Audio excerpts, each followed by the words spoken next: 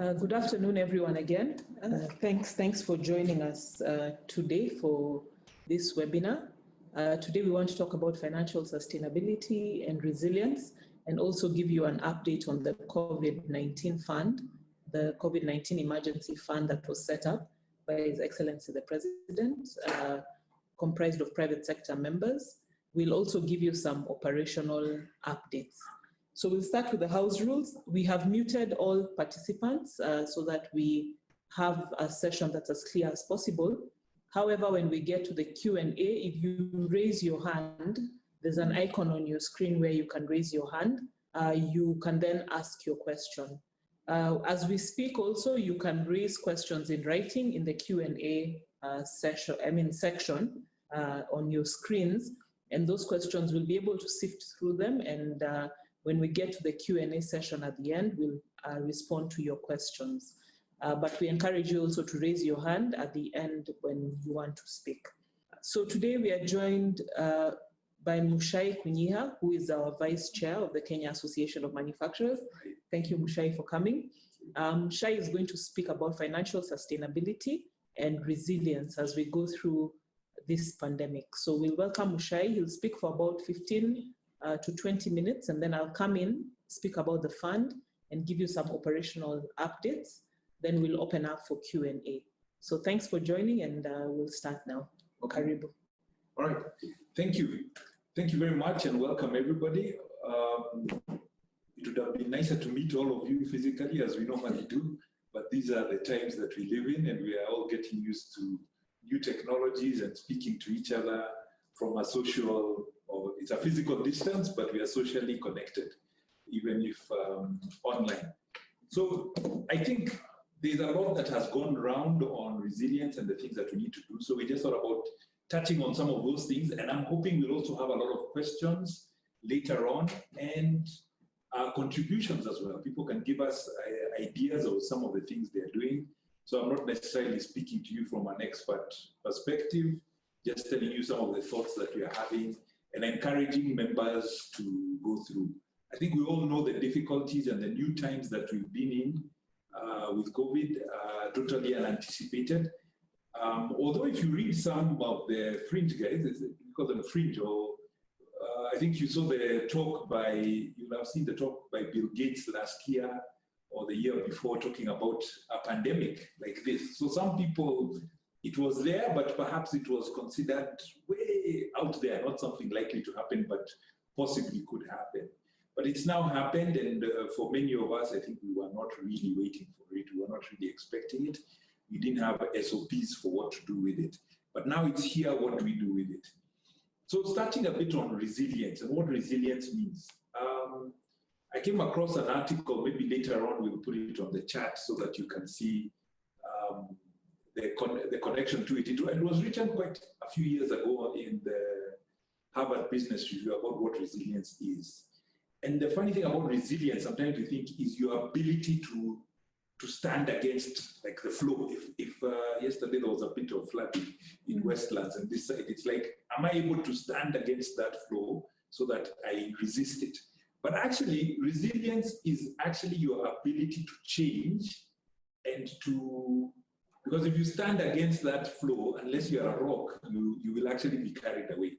So resilience is really an organization's capacity to react to the change.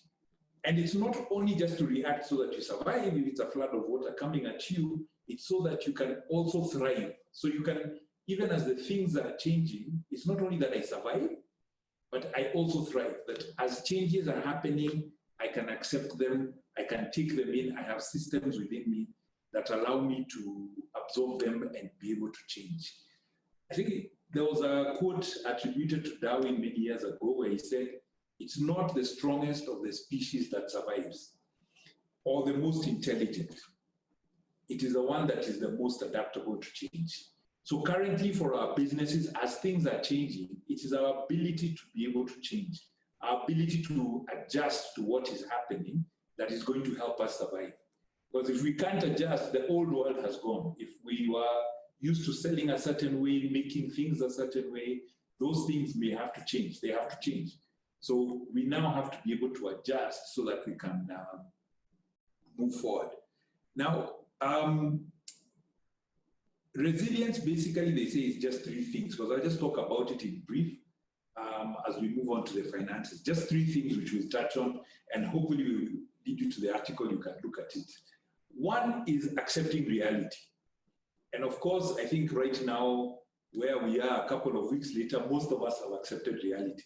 I think at the beginning, everybody was locked down. What do we change? Do we close? What do we do? There was quite a bit of, there's confusion, and we are all over the place. And even as leaders, because we are leaders, we are also people. So we also get into those cycles. We get very anxious. We get very excited sometimes. We think there are solutions, or we are wondering what will happen. We are reacting like everybody else.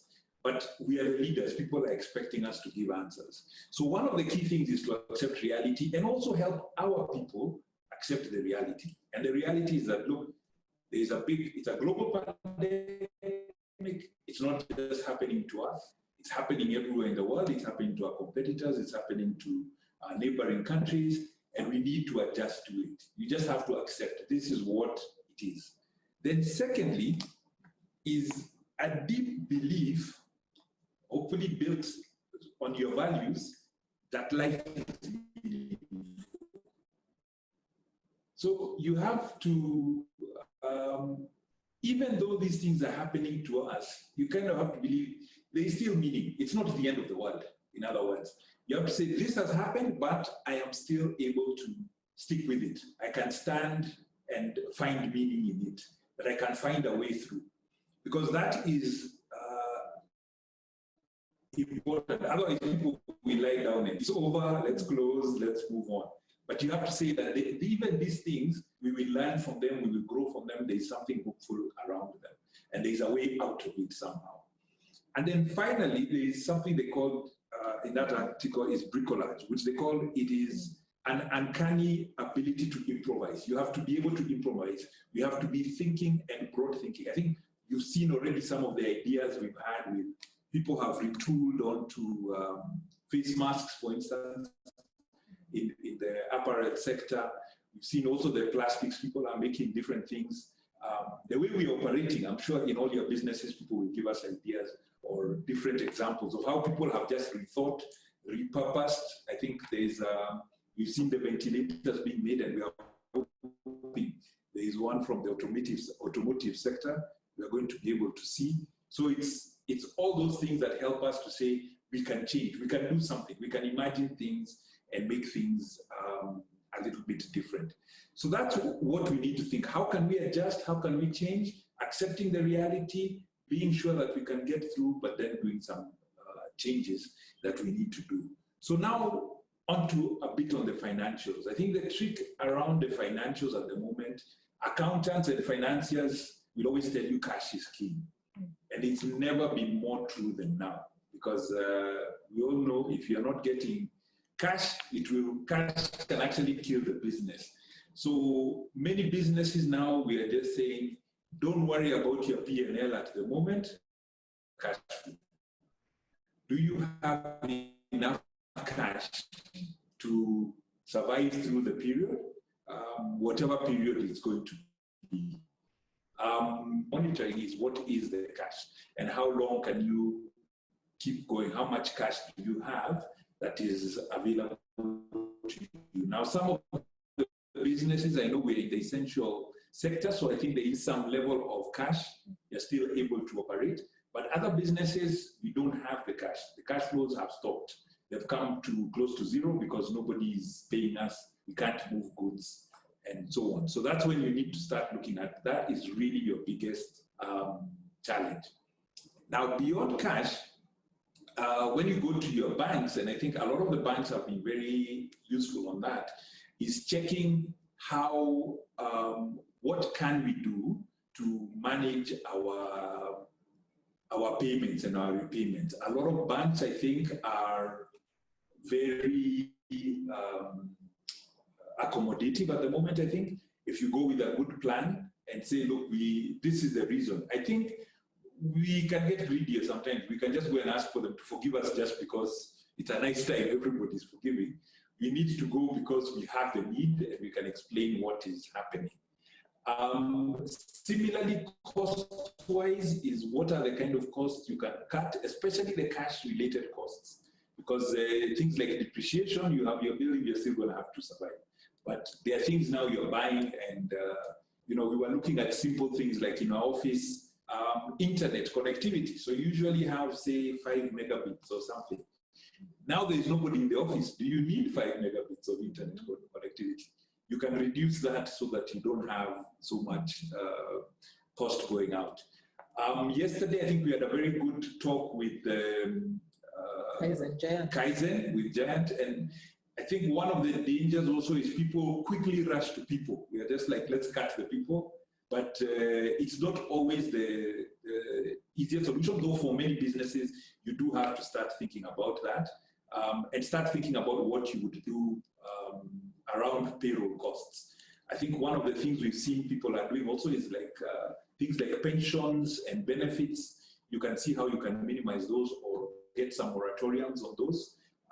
I know even some of the SACCOs are giving moratoriums because that helps your staff. If, for instance, you had to reduce their pay, you can try and negotiate a moratorium with their SACCO so that they can survive through this period. I think one of the things to say about your people, remember that there will be life after COVID. That's what we're talking about, meaningfulness and having an idea that we are going to survive this, because there will be life after this. And if you've sent everybody home, who is going to operate your machinery and your equipment when it's time to start again? So you really need to think about how you balance your cash with your need to operate after this. And resilience, again, is going to be really tested is when we come back. How quickly are you going to be able to come back, keep in contact, renew contacts with your customers, your supply chains, making sure that you have the materials that you need. So those are things you still need to be thinking about now, even as you think about what's going to happen post-lockdown or post-COVID, when these things happen and they change. So those are just a few kind of pointers and guidelines on resilience and so on. And I'm hoping we'll be able to interact more in the Q&A and also hear some comments from different people. I think you've seen there's a lot of good materials going around, although there can be overwhelming materials around what to do around resilience and so on. But take some time to read some of the trusted sources, and they will give you some ideas on some of the things that you need to do, because we know we're going to survive this and come out stronger on the other side. Thank you very much, Mucai. I think Mucai has shared with us something very useful in terms of resilience and how we can build that as businesses. And we are hoping that you have put down some questions so you can ask them at the end of this. So I had some updates to give you. The first one is on the Kenya COVID Emergency Fund. I think you saw we have shared with you the call to support this fund. This fund has been set up by His Excellency the President to support the work that they are doing around COVID. It's a private sector fund, so the board is composed of private sector members, and we've shared with you the call. So the main things we are supporting are the health response. So the health response is mainly the issue of PPEs, because the healthcare workers working at the front line will require the personal protective equipment. We are also supporting how we can make their lives more comfortable, because you can imagine these are people who have families at home, who have to work, they are working late into the night, so how we can even transport them back home, ensure that they have food, that their families are comfortable. So the health response is quite broad, and we'll be looking at that whole spectrum of how we make the healthcare workers comfortable and ensure that we also protect their lives as they go through this phase. Then we have another wing that we are supporting, which is the welfare and livelihoods. I think from what Mucai has said, it's evident that livelihoods are going to be significantly affected. Some support around the welfare and livelihoods of these people. So those are the two main and broad areas we are supporting. We are getting a number of people saying, I want to support healthcare, or I want to support welfare and livelihoods, and that's something that's quite welcome because the fund is flexible enough. If someone is targeting their support towards welfare and livelihoods, we are happy to ensure that that happens. And for those targeting their support to the health response, we are also happy to do that. There are also people we've seen who are just giving to the fund and are comfortable with it being used either way. So that's how it's currently structured. The board is composed of Jane Karuku, who's the chair lady. She's a member of the board of Kenya Association of Manufacturers. Then we have on the board Guru Nevandra from DevKey. We also have Jeremy Awori of ABSA. We have the KCB Bank represented by Mr. Joshua Oigara. We have on board also Mohamed Hersi, James Mwangi, myself, and then the government representatives are CS Matiangi, representing national government, and then we have Governor Oparanya representing the county governments. Then what we want to do is ensure that there's transparency and also good corporate governance. So we've spent the last 2 weeks setting up the structures. The fund has different committees under it. The communication committee is headed by Washira Waruru, who's also a member of the fund. And then we have the committee around health response headed by James Mwangi. We have the one on welfare and livelihoods by Joshua Ogara. Then we have the fundraising committee. Jeremy Awori is taking a lead on that. We have audit. Then we have the procurement, warehousing, and logistics, which I'm taking a lead on.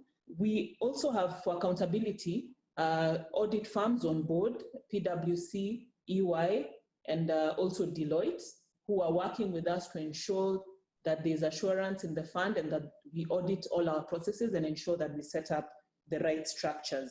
So that's how the fund is set up, and we want to really appreciate the members who have already contributed or given us commitments to contribute, and we encourage you to continue doing that. Next week when Jane is speaking, we'll have a list of members who've already supported, and we'll be recognizing and appreciating them. So how do you contribute to the fund? There are 3 ways to do it. The first one is to contribute directly to the fund. We've circulated to all our members the account details of the fund. There's a bank account opened under ABSA Bank, and you can contribute directly into that account. That is the fund account under ABSA. There's also an M-Pesa number that is being circulated alongside the bank account details.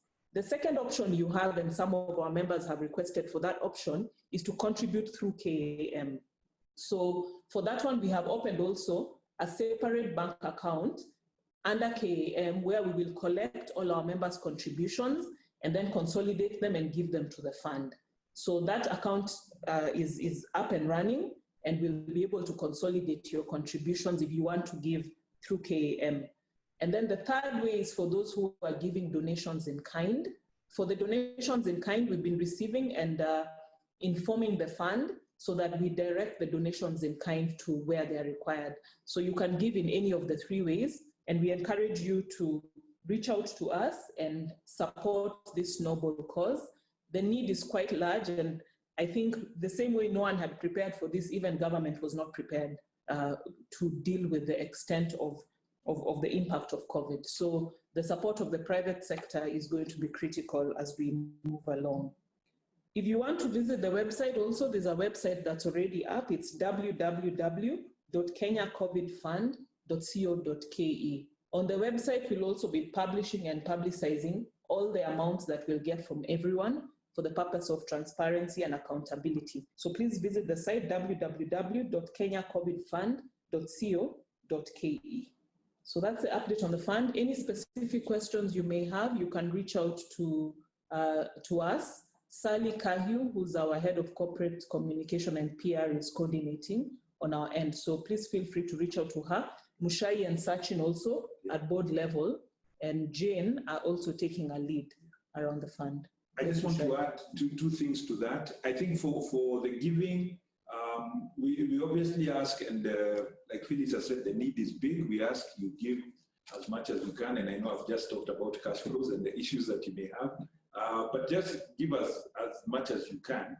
And when I say that, I think it's whatever size. We should also not be embarrassed to give just a little. I know there are people who will give more than others, and that's the size even our membership fees. We work that way. You pay according to your size. So feel free to give whatever the amount. We are not going to stop you because it is too small. But the other thing is, if you want to give in kind, I think we ask you, please first ask and have a conversation with Sally and ask, because there is what is needed. We don't want to end up with 500 million gloves and no PPE kit, or too much unga and not enough oil. So it's always a balance between what is actually needed. So please contact us first if you want to give in kind, so that we can connect you. We know what the need is and whether what you want to give is actually required at the moment, or to what volume it may be required. Perhaps it is more of what you want to give, and so on. Again, there is a little leeway. If you want, like Phyllis said, there are two areas we are working on. We are working on, the fund is working on, is medical and welfare. So if you want to say strongly you feel, it may not be, we're not encouraging it, but if you strongly feel you want to support one or two of the two, one of the two, you can request for that, but we can't aggregate it beyond that. You can just say, I want to support. You can't say, I only want to support buying gloves, for instance. You just say, I want to support medical, or you say, I want to support food side. So, but we do encourage you to give. We'll be letting you know, I think sometime next week, we'll have our deadline. So we'd ask you to please, especially for the KAM donations, the fund is going to be open, but we probably want to have a deadline sometime next week for KAM members, so that we aggregate what we're giving to the fund as manufacturers. So thanks, Mucai, for adding. So we'll be sharing with you the deadline, because the fund is not for a long period of time. I think it's something that requires help urgently, and we'll be sharing with you the deadline for when you can contribute. So I'll move to the next updates. I had updates on operational issues around movement. We've been engaging quite closely with the Ministry of Industry on the issue of movement, and we've had conversations with our members on essential goods and how you can move your goods during this period. We started the process of issuing stickers last week, and thank you, members, for those who have come and collected your stickers and your passes. If you still wish to be issued with stickers or passes, kindly reach out to us through the members' help desk. Then we can let you know what day you can come to collect the same. Just to clarify again, that all manufacturers can run their production 24 hours a day. The thing is that you can't move between 7 p.m. and 5 a.m. because of the curfew. And even as you run your operations, you must adhere to what has been set out as guidelines for operations under the Directorate of Occupational Safety and Health, and also the workplace protocols that we've shared. And if you have questions around this area, please feel free to reach out to us. Then for manufacturers of non-essentials, export your products during the day between 5 a.m. and 7 p.m.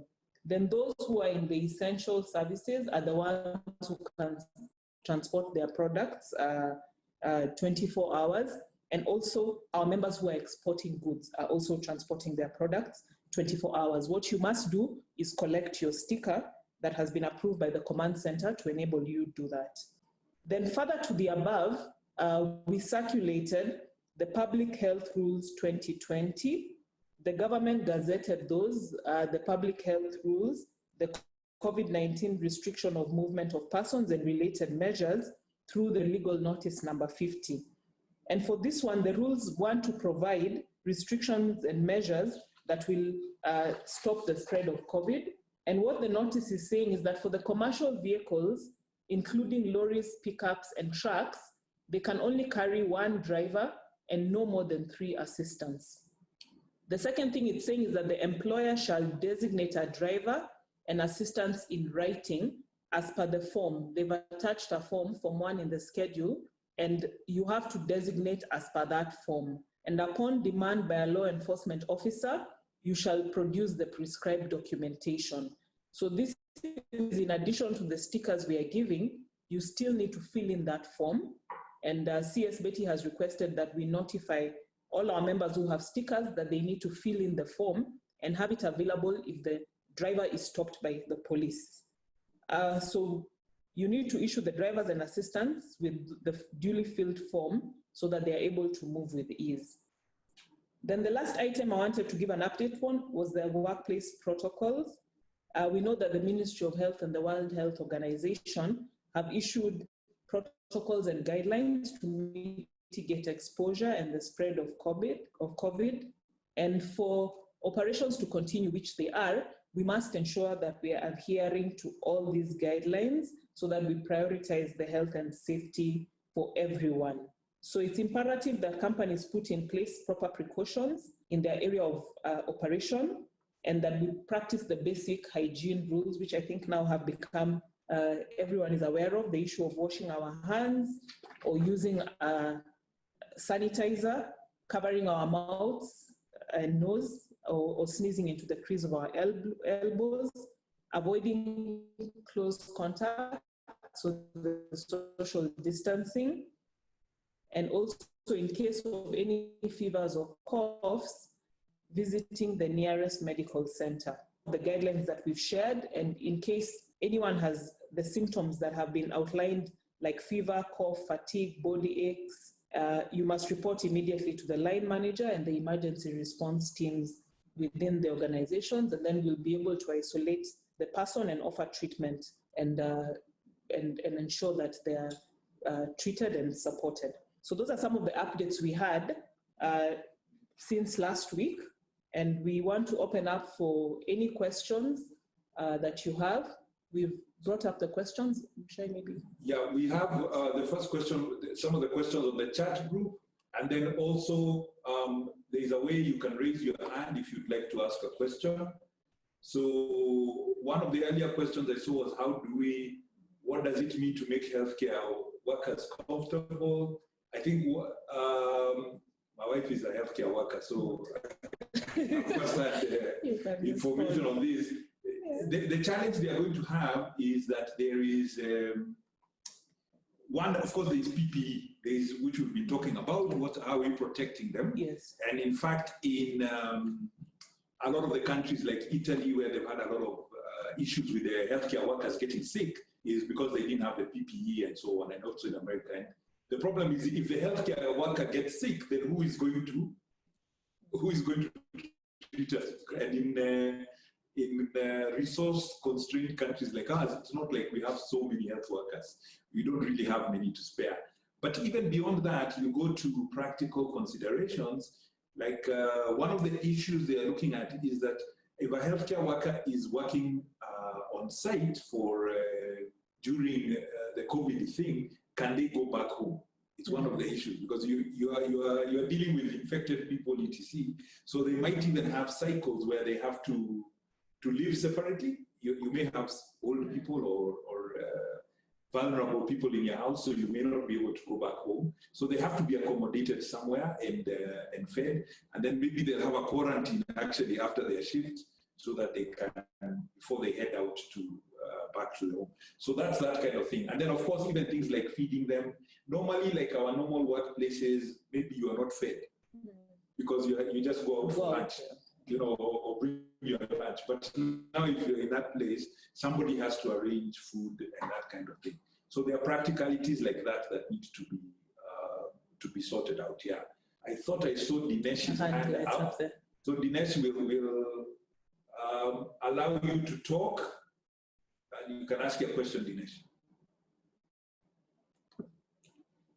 Dinesh Hirani? His mic is on.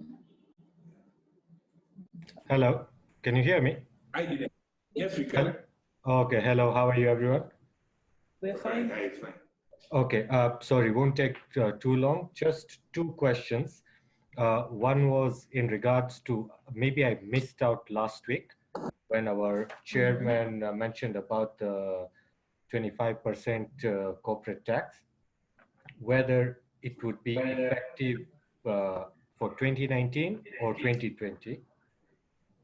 And the second question I had was, we heard about workforce and all those things, and also post-COVID preparation, which I just wanted to have your views on our Senator Sakaja's bill that will be debated in Parliament soon in the Senate, because it's also touching on this. So maybe if you could have some comments from you. Thank you.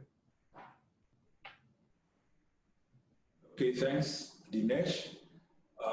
Maybe we'll take the second question from Anthony.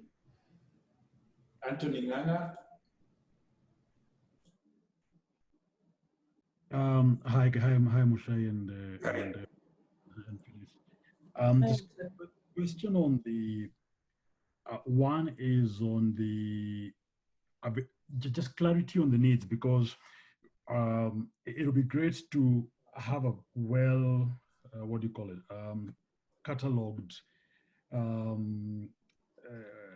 clarity of needs, because then people can see exactly where to plug in. Because today, yes, we have the broad understanding of what might be there, but I also don't know, as you said, Mucai, I don't know if you guys already have 500,000 gloves.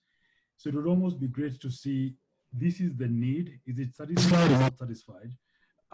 Which it's almost like a wedding catalog where you go and see this is what the people need, and you find, I already have my 20 glasses, so I don't need any more glasses, but I need an oven.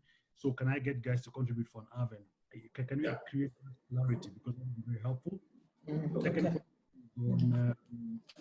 when it comes to PPEs, if anybody doing this, and I'm not talking about the face masks, I'm talking about the proper protective gear. Is anybody doing that in the country today? Okay. Maybe we can start from those two. I can respond. Okay. Thanks, Anthony, for the feedback. The Health Committee is currently working on cataloging the needs. What we have is the broad needs. So we know, and we have a list from the Ministry of Health that PPE is a need, and under the PPE, they categorize the different items. Testing kits was also one of the needs, isolation centers, health equipment. So what we are working on now is coming up with a catalog, because as you said, a number of people are saying, I want to support maybe this hospital with their PPE needs. What are their specific PPE needs? So that is something that we'll be able to share by next week, hopefully. But for now, we have the broad needs in terms of the PPEs, the testing kits, and then at a next level, isolation centers, and also the health equipments like ventilators. That's what we have, and we'll be able to share more by next week. I think on the bills that were raised, I think the question Dinesh raised, the bills have gone to Parliament, and I think the tax amendment bill is in committee stage, is our understanding. It was it had its first reading, and then it's now gone into committee stage and will be debated further on the floor next week. KAM had put in, with the Trade and Tax Committee, we put in our comments, and we are investigating whether there will be an opportunity for us to present them to Parliament. Currently, Parliament does not have standing orders or equipment to be able to have online conversations, so they are debating how they'll be able to, whether there will be any opportunity for physical presentation of that. The other bill, I think, was presented in the Senate. That's the pandemics control, yes, or something bill. And again, also it has some, I think, worrying clauses. I think there are some clauses that different sectors have raised issues with. We are preparing, and I think we'll be sending out something. If it didn't go yesterday, I think it was today, just asking members for their comments on the different aspects of it. But we will also be preparing a memorandum on that to give our position on various bits. So I would encourage also members and their team members to go through that list so that we can be sure, or we can know what is what our comments are. We can collate together our comments on what we want to do about that. Hopefully by this weekend, because I think it's a fast-moving thing, so we want to have our comments in early enough. Yeah. We have some other questions on the question and answer. About Kilifi County factories. Yes, Rashid, thanks for the question on Kilifi County. as I've been updating, we've discussed this with the Ministry of Industry, who've been in discussion with the county governments. When they met over a week ago, it was agreed that any instructions to close factories should come from the national government. And their advice was that we go ahead and reopen. And when we checked again with the ministry this week on whether they can give us something in writing, their direction was that we go ahead and reopen. So that position remains. Kindly inform members that they should reopen. And if there are any challenges, the county commissioner will be available to assist. We can take it offline also after this and just discuss further, but the direction remains the same, that we should go ahead and reopen. Okay. So there was a question about the vehicle stickers, whether they're only meant for commercial vehicles or whether they can be used by company cars, used by management. I think they can be used in company cars, but the same rules apply. So that means if you are working outside curfew, you still need the letter. It was F1, or what was it called? The notice. So you need to say, where are you going? Yeah. So it can't be, please don't use it to go shopping. You'll spoil it for everyone else. So it is when you're actually going somewhere, if you're going to say from the factory and back home, is probably the best you'll be able to use it now outside of what do you call it, curfew hours. Curfew hours, yeah. If you're trying to go outside the quarantine area, again, there has to be a valid reason, because there is actually no reason why it's only goods that are allowed to go outside. So going outside the quarantine area, you need to have a more specific reason you're going. I know there have been some cases we've talked about. You can get technicians, for instance, who are going to fix something. You may be able to get specific approval for that, rather than just, what do you call it? Just traveling, yeah. But that's the best. So best keep within curfew hours. If you need to go to the factory or something, you could use the letter, yeah. From Priyan. Oh, this is a technical question. And he is asking, given that the virus has spread outside the original lockdown counties, is the lockdown still effective or required? What is government looking at as next phase?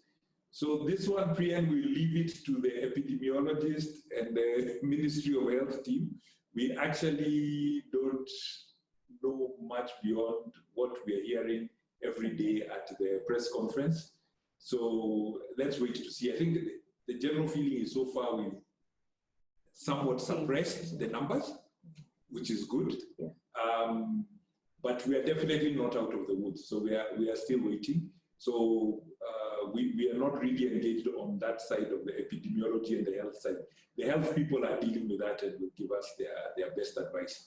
Again, it's one of those things in today's time is living in uncertainty. So it is the sense of we are waiting. The number to watch maybe is the number of infections and where they are. Yeah. And that will start giving you a sense of whether we are, if we have like, I don't know, and it's a guess, if we get 1 week with 0 new infections, possibly you'll start seeing things easing up. I don't know what the number is, what the target is, but that's the thing to just watch and see what's happening there. You want to say anything on that? No, I think your answer is accurate. Then there's more testing happening now that there are more testing kits. Maybe it will guide the health professionals. Yes. The decision. Yeah. Mudhoni had a question on specific support. I think this was answered about the fund, I guess. Yes. The catalog. What specific support? Yes, the specific, as we say, it is in the 2 areas, but on health specifically, we'll prepare a catalog and be able to share. To share what they wanted, yeah. Jane is asking about interventions. That's on Kilifi, which I've responded. Okay. For Kilifi, Jane, the response is what we've given to Rashid. Yeah. As per this week, Ministry of Industry is saying that we should go ahead and open, and if there are any challenges, the county commissioner will address them on the ground. So there's a query again from Anthony about the VAT refunds. Our understanding is the government had to rearrange some funding matters. So it's actually before Parliament in the Supplementary budget. So in the supplementary budget, there will be a line there on the VAT refunds, and those will be approved there. So that's what we are expecting to come here. This one is definitely for Phyllis. Yes. What governance measures are in place to ensure that there will be accountability of all donations Made to the fund. made to the fund? For this one, as I mentioned, the first thing was to put in place the governance framework and also come up with clear procedures and processes of how funds will be received, how they'll be accounted for, and even for any donations received in kind, how that will be tracked and accounted for. As I mentioned, we have EY on board that's helping to put in place the programs and all the procedures and ensure there's transparency.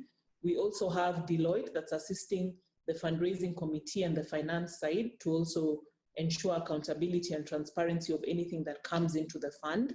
And then we have PwC, who's the auditor, and will be giving assurance and audit to the whole process. So those are the governance frameworks that have been put in place to ensure that there's accountability and transparency within the fund.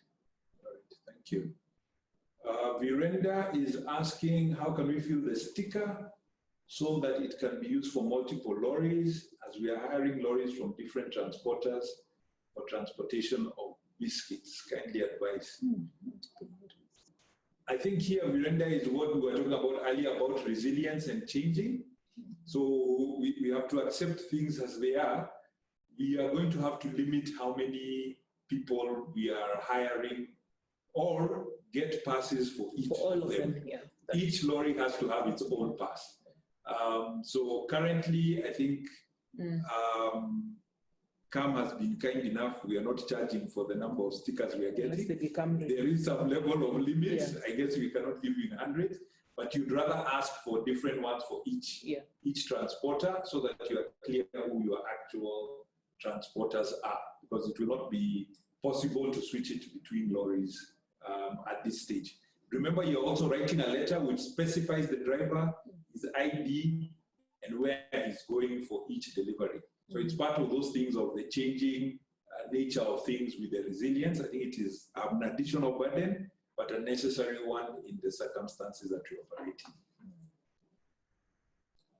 Jane is asking about where we can see a list of the local manufacturers doing the PPE overalls worn by healthcare workers. Where we can see the list of doing PPE. We can share that. If you go to our online platform where we have listed everything our members make, that is available there. Because it's Jane, I can also share it directly with you, but it's also on our online platform. Yeah.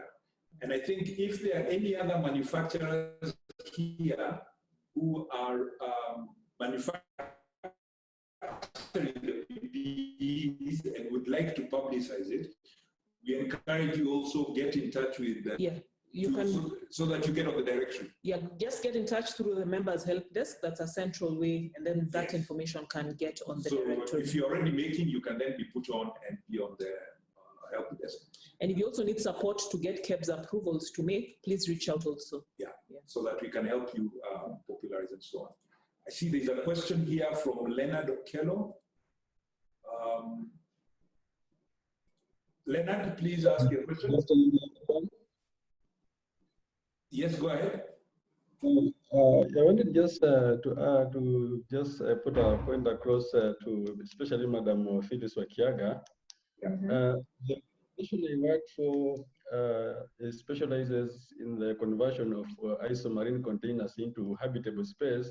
And as you prepare the catalog, I would love to maybe if you can just specify, because maybe some of the donations that you are going to have are just likely to be used for the period, and thereafter you might not require them. Is there maybe an option whereby once the things normalize, they can be brought back or they can be picked up? Maybe you can just try to come up with a situation where something that can be understandable to the organization or people, so that we are able to know what options do we have as an organization if we were to give maybe some of the units that we have. What are the terms, and is there any facilitation that maybe we can have from your side? Like, for example, if we were to give information, do you have the transport maybe return back. I just wanted to know if you can have that clarification as you prepare the catalog. Sorry. For the PPE. So you're speaking about, for example, leasing out for the period of the pandemic as opposed to fully giving it to government. Because some of the part you broke, I didn't hear you clearly. I'm saying, the organization I work for, they specializes in the conversion of ISO marine containers into habitable space. And I understand some of the things you're going to have, you might not require it after the pandemic, probably. That's my thinking. So if the leasing option, or if you can be given something and then use it after the situation normalizes, is there a way? I needed to know on that side if there's that possibility, so that when I meet with my colleagues and my CEO, we can see what kind of discussion we can have on in regard to the issue. Okay, that's fine. We'll consult and get back to you. Kindly drop an email to Sally Cahill. If you see the circular we've been sending around on the fund, her email is there, because we are consolidating all these requests from our members and giving them to the fund on a daily basis. So we'll consult and get back to you, Leonard. Yeah. Thanks. Okay, thank you. I think there were some other comments also on the chat, just to mention too. There was a question by Janet Miner about the tax amendment bill. It did not contain the 25% corporate tax rate. I think it was noted by a couple of the audit firms and so on, but when we looked at it, it seems to be a typo. We are trying to confirm it with the government, because there's a sentence that talks about a rate, but it's kind of blank. So we think it is included though. And in our memorandum, we've raised it as an issue that where we think it was included could be an issue. Another comment that was mentioned was from Olivier on the fund to call to non-members. I think, yes, and to explain better what the specifics of the fund, I think that is something the fund is doing. I've seen them on the KEPSA platforms and elsewhere, talking to other people. For us now, we were just talking here, especially to our KAM members who want to put together our fund specifically for this fund. Yeah.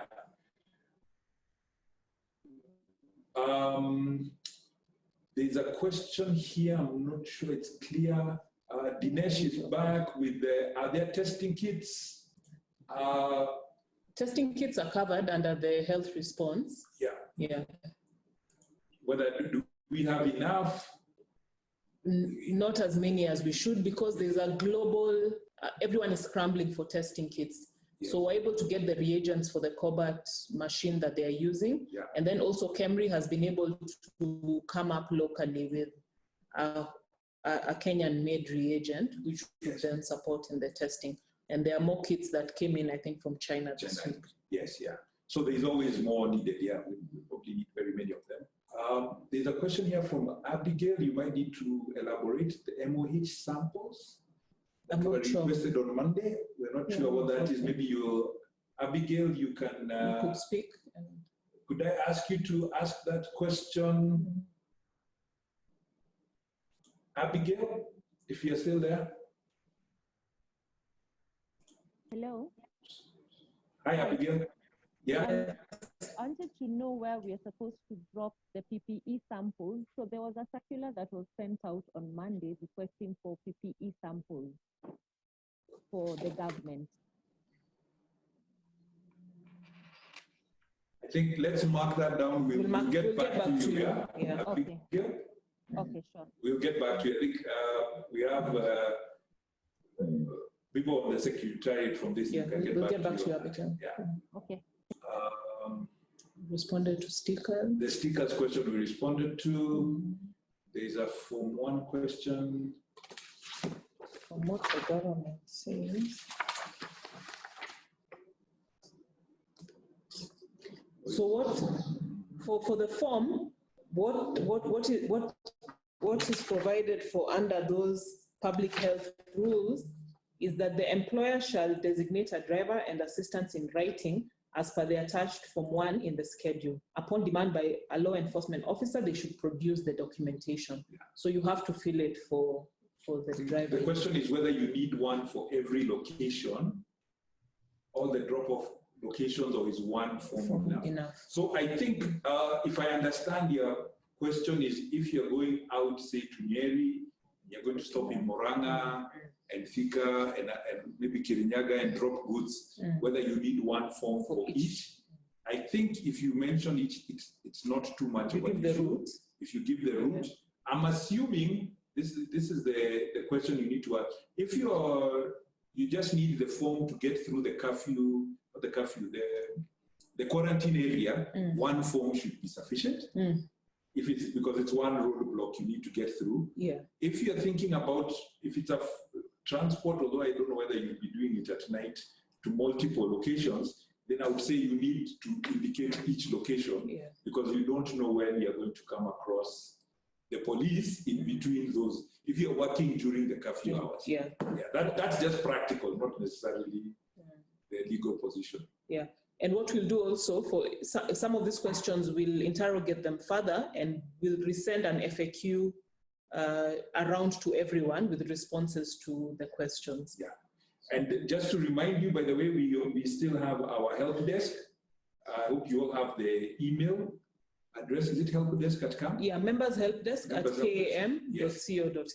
So you can still put all your questions there, and I encourage you to do that. Anthony Nganga, you had another question. We can let you come on. Do you hear me? Yes, we can.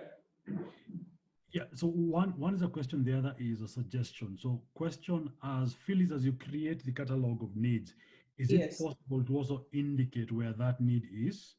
And then the other one is a question on logistics and transportation. With all the stuff that you're potentially going to get, I imagine it's going to end up in a warehouse somewhere, or I don't know. Will there be a need for moving this stuff from place to place, or is the government sorting that out by itself? There are two ways. There are people who are notifying us of what they have, and they are able then to coordinate and have it delivered to where it's required. And then there are people who will bring it to the warehouses that we will designate. So it depends on what item it is. So I think we'll handle that on a case-by-case basis, because we have warehouses where you can take the items and then they'll be distributed depending on the item. And then there are certain items that will probably come directly from the manufacturer to, say, the hospital. So it depends on what it is. But just to say, I think it is easier at the moment, given the scale of the work we want to is needed and the complexity of the donations and so on, it is easier to just go centrally, and then it can be distributed, because it is making it a bit harder, even for the fund. I think they will be, if they're buying PPE, they'll give it to the Ministry of Health to deal with the distribution. They don't want to be the ones deciding what goes to Kiambu and what goes to, Kajiado Hospital. Let that be done at the ministry level, because it just makes their work easier. Then they're trying to raise the funds and get as much as we can of the resources, rather than be the actual distributors of the resources. Okay, clear. Clear. Okay, thanks. There is a query by IHS. That's Redland, Isabel of Redland. Isabel, okay. Our major problem as an exporter of cut flowers is to get freight to the ship. Is there any work that can be done on this subject? So we put Isabel on. Yeah, Isabel, just a second, we'll ask you to clarify your question a bit more. Yeah.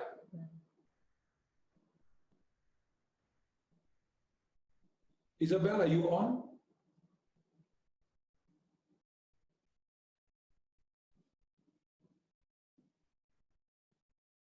Maybe, can you ask the question on the mic?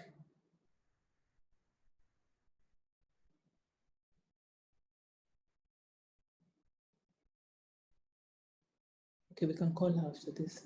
Maybe we'll call you, or maybe she, I don't know if she has a mic. Okay, so I think I have seen some conversations around freight. We have KAM is participating in what is the name of the committee led by Betty?